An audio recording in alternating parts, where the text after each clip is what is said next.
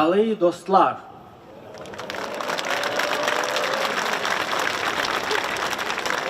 Gagosianen Saygalei Yaishanarei. Zaman hayır olsun.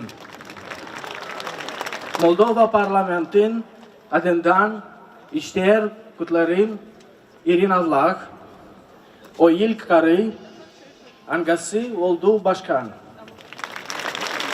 Onu yardı Gagavuz halkı. Bütçeden aderim ona günleri olsunlar başarılı. Dragi prieteni,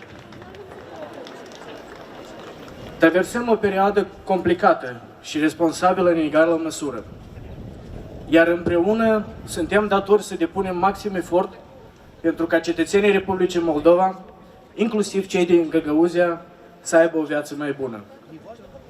Vreau împreună cu domnul Constantinov și cu doamna Vlah să construim o platformă permanentă pentru un dialog.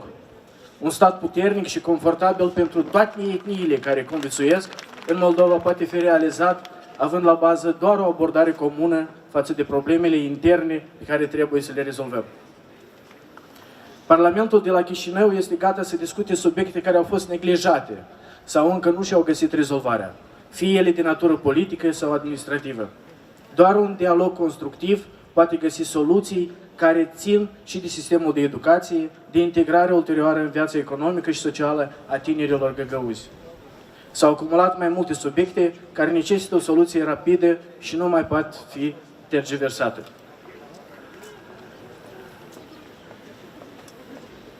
Уважаемые сограждане, межэтническое сотрудничество и межкультурный диалог важны для сплочения всех граждан вокруг общих ценностей и национальных интересов Республики Молдова.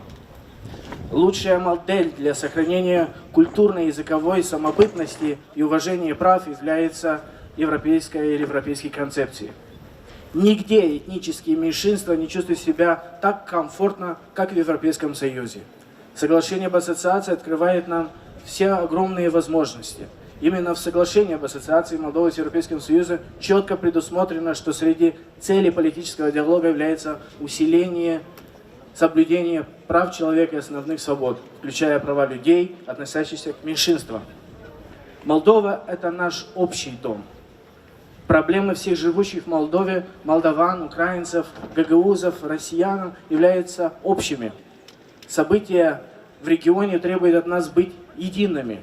Все мы хотим жить в согласии и достатке, а чтобы этого достичь, нам необходимо единство, развитие и стабильность общества. Так давайте сделаем это вместе. Саоланез. Спасибо. Всего доброго.